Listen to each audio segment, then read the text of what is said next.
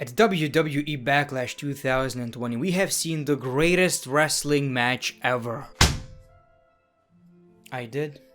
Obviously, after watching the greatest wrestling match ever, you wanna hear my thoughts. No disrespect, but that's kinda selfish. You probably realize how I feel. I've seen the greatest wrestling match ever. I don't wanna get emotional right here. My eyes are burning.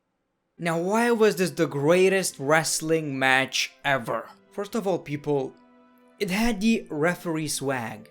When was the last time you seen a referee dressed like this? It's a special occasion.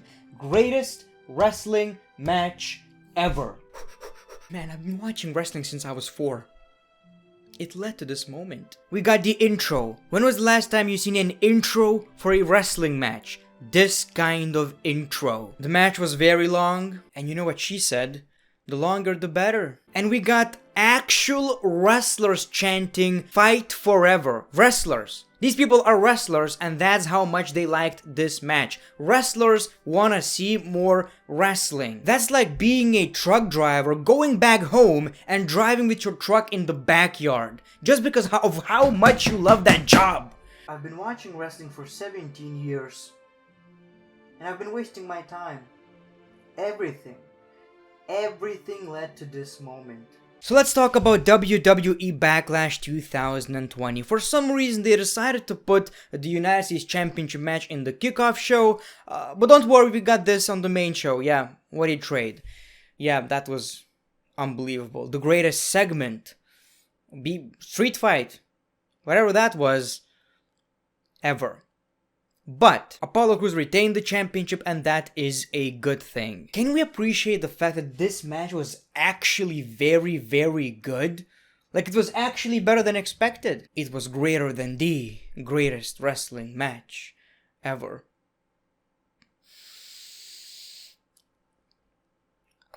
We got the WWE Women's Tag Team Championship match. Bayley and Sasha Banks versus Alexa Bliss and Nikki Cross versus the Iconics. Obviously, Bayley and Sasha Banks are the champions.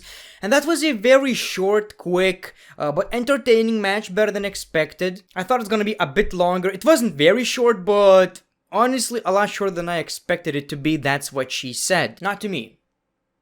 Nobody says that to me. Ever. It was fast-paced, a lot of action, and while my prediction was the Iconics, Sasha Banks and Bayley actually won the match. And they retained the WWE Women's Tag Team Championships. It was kind of a roll-up, but I mean, a victory is a victory. Everything is leading to Sasha versus Bayley. The only question is, when? Is it SummerSlam? Is it WrestleMania? I don't know, but that is gonna happen because before the match we got, I think, Kayla asking Bayley and Sasha, what is gonna happen if you're going to lose the championships? Is this friendship over? What a mean thing to say, by the way, Kayla.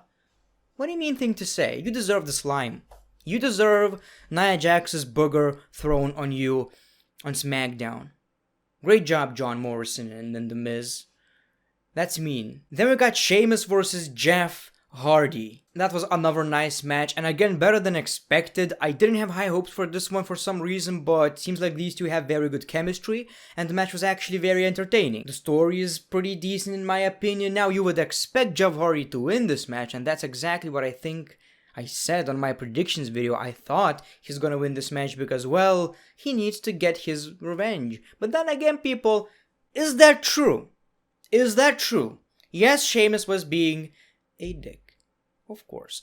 But when you drink someone else's pee, you probably want to give revenge as well. You want to get your revenge. And that's exactly what Sheamus got. In this match, Sheamus was a babyface in my opinion.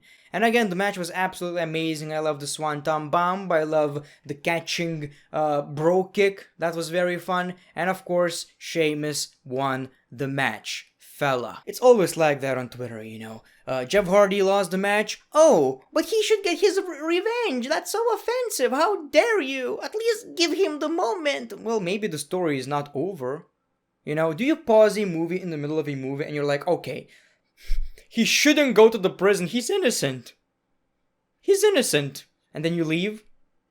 You don't watch the full movie. Okay, that's interesting. What is this, people? What am I... Where did I get that? Mr. Satan! Let's see what this guy has to say about the match. Let's see what this guy has to say about the match. I want to hear an opinion of a guy who gets offended by the smell of my fart. Nice to see the guy being called a junkie for weeks get his revenge. Oh wait, never mind. That didn't happen. I'm so smart. Or Mr. Satan. Maybe the rivalry, and this may sound shocking, maybe the rivalry is not over yet. That's a possibility.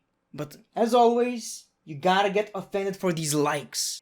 Ooh. Then we got the Raw Women's Championship match. Asuka versus Nia Jax. Okay, so yeah. Watching Nia Jax in the ring is like watching your younger brother who's 5 and you're not ready to play video games, seriously. Watching him go through a tutorial. That's basically watching Nia Jax in a wrestling match. That's like watching a toddler trying to eat with a fork. Okay, maybe that's a bit offensive. Sorry, toddlers. Obviously, I'm exaggerating. You get the point. That's what we do on this channel. We're having fun. It's all about having fun on this channel. I'm just trying to entertain you guys. And you don't appreciate that enough in my opinion. Anyway, so we got the match. Nia Jax, Asuka, as expected, very slow, boring. Asuka did her job, she carried, Nia Jax through a match. She was good. Thank you, Asuka. Thank you for not letting me fall asleep in this. But it was still bad, and it's not your fault, Asuka. It's all Nia. Yeah. Anyway, we got a double count out, and that's not exactly how Asuka wanted to end this match, but that's exactly what she got, unfortunately. My question is, why wouldn't you give the victory to Asuka? She never even defended the championship. This is basically the first time she's facing for the Raw Women's Championship. She didn't even have to win the title. And you don't give her the first clean W? Come on, that's just weird. The WWE Universal Championship Match. Braun Strowman versus The Miz and John Morrison. So that's weird because the rules have changed. The winners are not gonna be co-champions. A champion is whoever pins Braun Strowman. What even is this? Is this WCW 2000? That is a new joke. I just came up with it. Is that WCW 2000? New joke. No one said it ever before. But, lately it's just weird. Triple threat matches, singles matches for tag team championships, handicap matches for singles championships. And, I guess it accomplished one thing. First of all, the match was actually entertaining. John Morrison is absolutely amazing. I love this guy. Always a highlight of a match. Always. Sometimes a highlight of the show. Hopefully he's gonna get a singles run for the main championship, which I doubt is gonna happen. But at least give the title a Intercontinental Championship. Turn the guy face. AJ Styles, John Morrison, please give us that rivalry. Anyway, the match was fine, but when John Morrison had the opportunity to pin Braun Strowman and win the championship, The Miz interfered. And then he was like, okay, my bad, sorry, a reflex. Okay, pin him again, pin him. Okay, that didn't work. Braun! You know what? When I think about touching myself with these hands, I get very angry. And I get out of the match very fast. And yeah, he won the match. We got a power slam, 1, 2, 3. Braun Strowman retains the championship. And I believe this is leading towards The Miz versus John Morrison finally. I mean, please, we need to see this. I mean, they are entertaining, but very goofy. And obviously no one can take them seriously. I'm not saying these music videos are bad. They're kinda entertaining, very well filmed. But, we need something a bit more serious, and hopefully once they split, all of the goofiness is gone, which is most likely going to happen. And I cannot wait to see John Morrison versus The Miz. Hopefully John Morrison is gonna be the babyface, obviously. I loved his 2010, I think, run. Pretty entertaining. Anyway, so that was your match. Braun Strowman retains. Yeah. The WWE Championship Match. Bobby Lashley versus the champion Drew McIntyre. So even before the match started, Bobby Lashley attacked Drew McIntyre. He got the best out of it. He beaten the crap out of him. Then we got the match. It was all Bobby, but then it was Drew. And I gotta say, Maybe I expected this match to be a bit better, but it was still pretty good. I enjoyed it. Something about Drew McIntyre's matches is special. I take them seriously. I like him as a champion. And at one point I thought, okay, maybe Bobby is becoming a new champion, but that didn't happen. Anyway, I thought this match is gonna be like probably 7 out of 10. It was more like 6, but still pretty good.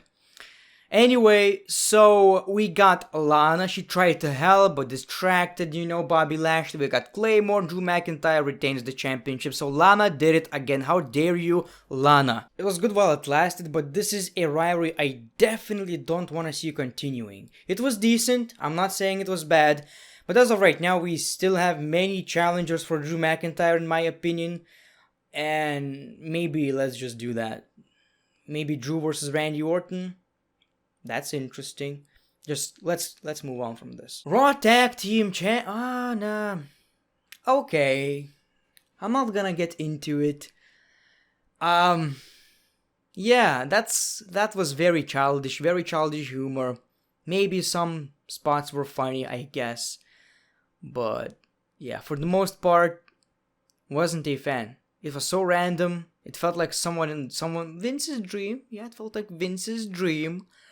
Maybe it was, I don't know. Maybe it was Vince's dream. Yeah, that's... And the greatest wrestling match ever, Randy Orton, Edge. We got an introduction. We got camera angles and stuff. We got referee with the swag. The bar is set high. These two people have to put on the greatest wrestling match ever. The highlight is ever. And greatest. Any match, because you can't have without. I had high expectations. Because WWE told me this is going to be the greatest wrestling match ever. And I believe in the WWE.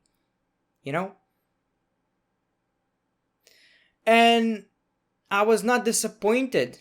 Honestly, some people would say that it cannot be the greatest wrestling match ever. And some people would say it was not. But it was still way better than expected. A very good match. A very enjoyable match. I appreciate it. Very long, by the way. Almost an hour, I think. Maybe 40, 50 minutes.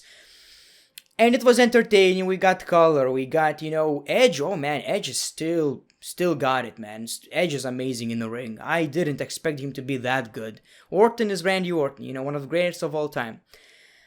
And we got finishers, different finishers, stealing finishers, catching finishers, and so many different stuff. We got, I'm Prettier, which is, I don't know why they're calling it that. Wasn't it called Kill Switch? Okay, doesn't matter. Man, pedigree and stuff. What a match. For the most part, it was good. If we had a crowd, I would say this match was probably 8.5 out of 10. Not gonna lie, 8.5 out of 10. But I had an issue with it because we didn't have a crowd. And you can't do anything about it. You have these wrestlers, use them. But they didn't do that. They used these wrestlers, but they also had so many fake crowd reactions edited. And it felt so weird. So ungenuine at times. I kind of cringed. And wrestlers chanting, no. They chanted, fight forever. Come on. No. This is awesome is fine. Fight forever? Okay. Let actual people decide that. You're wrestlers. You're fake. You're faking your reactions. And I don't like that. That was weird. And the fake effects were like, I don't know, a stadium of WrestleMania. It sounded so weird. But the match itself was very good. Like I've said, really enjoyed it. And the highlight, of course, WWE brought back the punt. Yes, Randy Orton actually did it. We've seen him teasing it, but he never did it because the move is banned.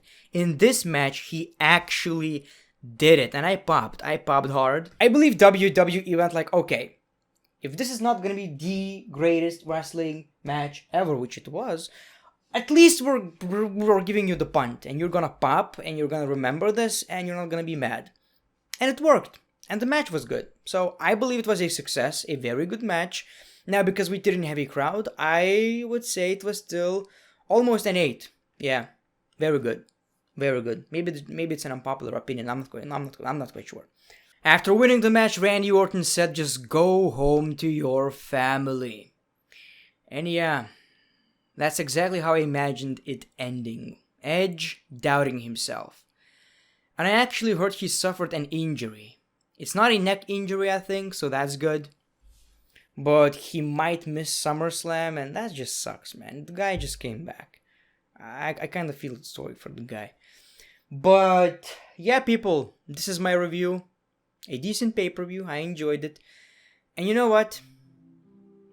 I'm going to have a son in 4 months. And I will tell him. There's one thing that I will tell my son, and he will understand me, of course. I saw the greatest wrestling match ever. Thank you very much.